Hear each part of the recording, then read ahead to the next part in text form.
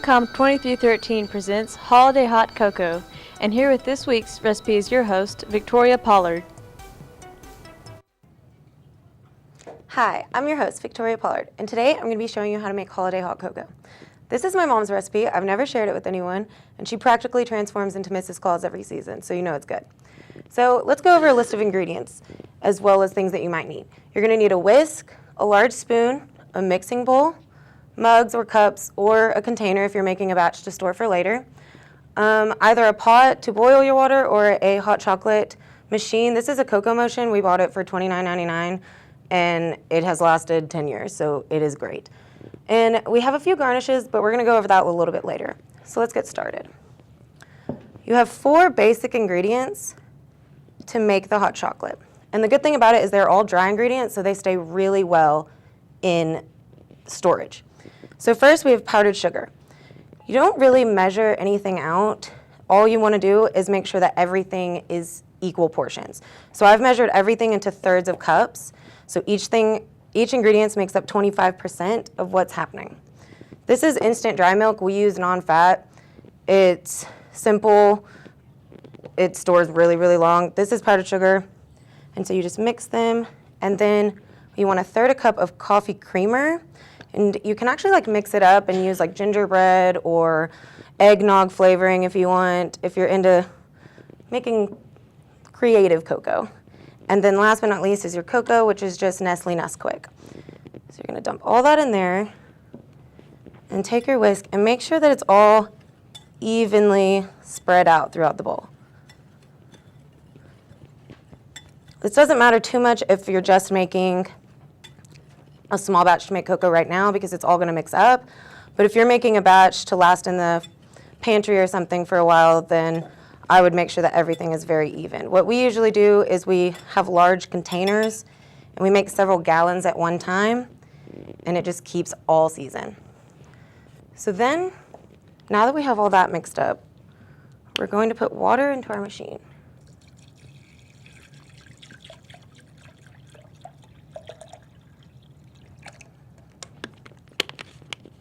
I'm not going to fill it up the entire way, just because I don't want to make too much for time's sake, but you can always reheat it if you make too much.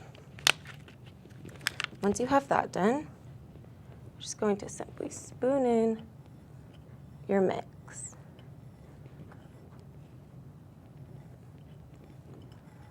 Now, it might be a little thin to taste, it might be a little thick to taste. What you want to do is you can always add more.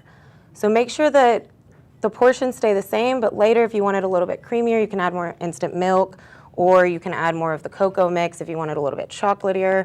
It's just really up to you and your personal preference. And then we're just gonna hit start, and that's gonna mix up.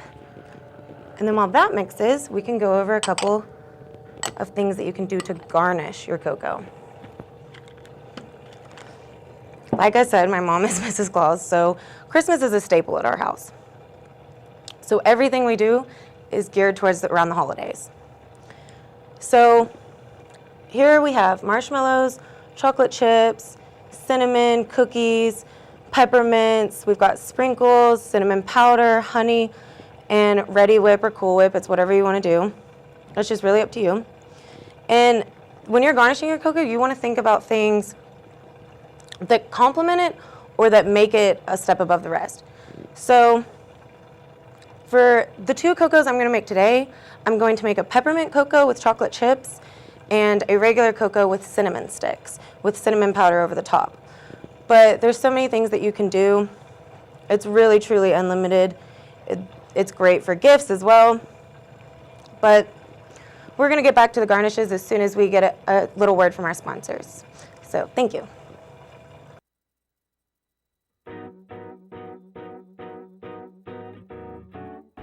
Baby showers, weddings, graduations.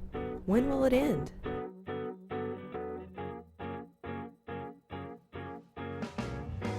Oh, well, this is perfect. Wow, this is an amazing gift, Alexa. KK's Paper Crafts make the best personalized gift for any occasion. Check us out at www.etsy.com/KKPaperCrafts. So you can stop it early if you want. And we were going over a couple of garnishes. So here I have caramel cocoa mix. They make plenty of different powder mixes that you can buy at any store. And instead of using it to make an entire batch of cocoa, you can actually just sift this on top of your cream or your toppings, whatever you want to put in there, and it will give it in a little extra flavor. So this is caramel. They have strawberry, they have mint, they have so many different flavors that it's ridiculous. And then another treat that I thought was fun is sprinkles. I didn't see sprinkles on my hot chocolate until about 2 years ago, and when I did, it was exciting. So if you're hanging out with children or you just want to add a little bit of extra flair to your mug or something, I would definitely say go with sprinkles. I wouldn't necessarily recommend rainbow. I would maybe go for chocolate since it's hot chocolate, but it's truly up to you. And if you've ever been to a specialty coffee shop or just Starbucks and you've ordered a hot chocolate or a drink, they've probably drizzled something extra to make it either flavorful or just to give it a better appearance. A lot of people, when they drizzle on their hot chocolate, they drizzle caramel or hot fudge. But I like to drizzle honey on mine. It's not as sweet. It also mixes really well with any flavor. And so that's just another idea. And then these peppermints are actually, there's a reason that we love peppermints in my house. We go to the candy kitchen every single year in Lindale, and they hand make all of their candy, including their peppermints. And they have literally dozens and dozens and dozens of different flavors of peppermint. And you can get strawberry, you can get watermelon, you can get green apple, and you can just add that to your hot chocolate to give it a little extra flavor of just whatever you want.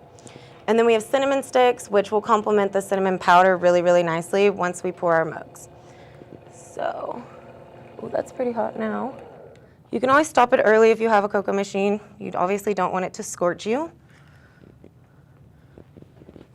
So we're just gonna pour our mugs.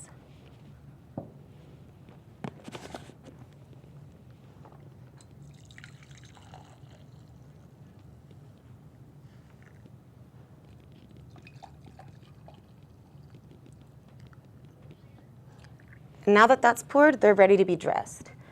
So many people just start out with whipped cream.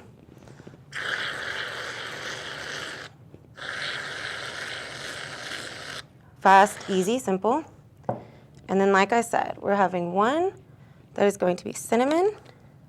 So you just want to lightly sift. You don't want to overpower anything, even if you're using something like the strawberry powder or the caramel powder.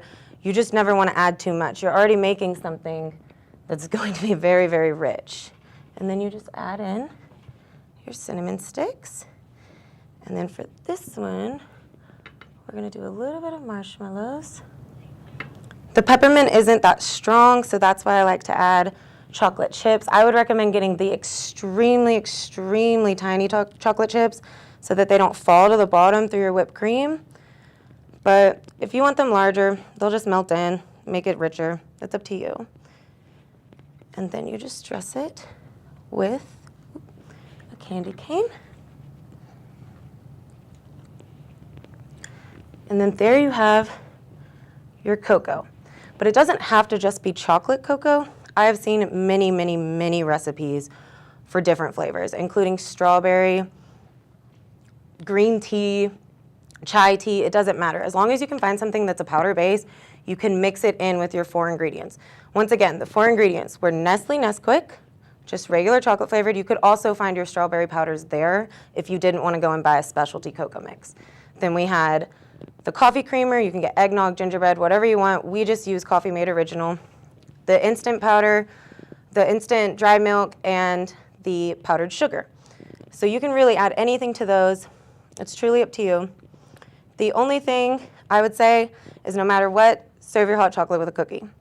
So thank you for joining me today. I want to say that if you go to mcom2313.com, you'll find all of our recipes that we do weekly uploaded there, and you can find these 2 recipes right there. And if you join us next week, then we will be showing you how to make your favorite holiday dips. Thank you. Merry Christmas.